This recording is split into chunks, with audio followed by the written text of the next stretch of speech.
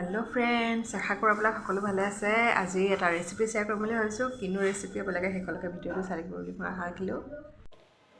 একেবাৰে healthy recipe এটা আপোনালোকৰ লগত শ্বেয়াৰ কৰিম বুলি ভাবিছোঁ। কেনেকুৱানো লাগিছে কালাৰটো সেইটো কমেণ্ট ছেকশ্যনত জনাব। এয়া লাও লৈ লোৱা হৈছে, লগতে লোহাৰ কেৰাহী এখন লৈ লৈছোঁ। মিঠাতেলত মিঠি গুটি দুটামান দি দিয়া হৈছে, আদা নহৰু থেতেলিয়াই লোৱা হৈছে, এই গোটেইখিনি দি দিয়া হৈছে। তেজপাতো দি দিম। আদা নহৰু আচলতে অলপ সৰহকৈ দিয়া হৈছে, আদাটো সৰহ আৰু নহৰু দুফুলা দিয়া হৈছে। থেতেলিয়াই দিলে আচলতে গোন্ধটো খুব সুন্দৰ হয়।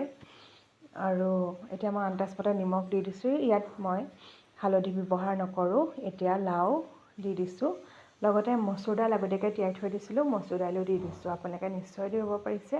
আজিনো কি বনাবলৈ লৈছোঁ আৰু খালে আচলতে বহুত ভাল হৈছিলে খাবলৈ কাৰণে, ভাতৰ লগত খাই বহুত ভাল লাগে।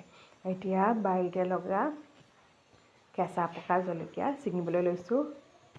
আৰু বাৰীতে লগা বস্তুবিলাক আচলতে ছিঙিও বহুত ভাল লাগে, সেয়েহে বাৰীৰ পৰা ছিঙি আনিছোঁ। যিহেতু ঘৰৰ বস্তুৰ সোৱাদ অন্য ৰকম, নহয়নে?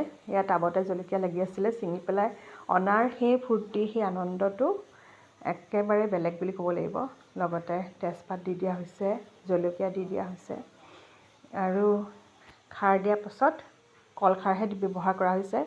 আমাৰ আজি ৰেডি হৈ গ'ল। বিশেষকৈ লাওৰে আপোনালোকে কেতিয়াবা খাৰ খাই পাইছেনে? কমেণ্টত জনাবচোন। যদি খাই পোৱা নাই, এনেধৰণে ৰান্ধি খাব, বৰ ভাল পাব খাই পেলাই।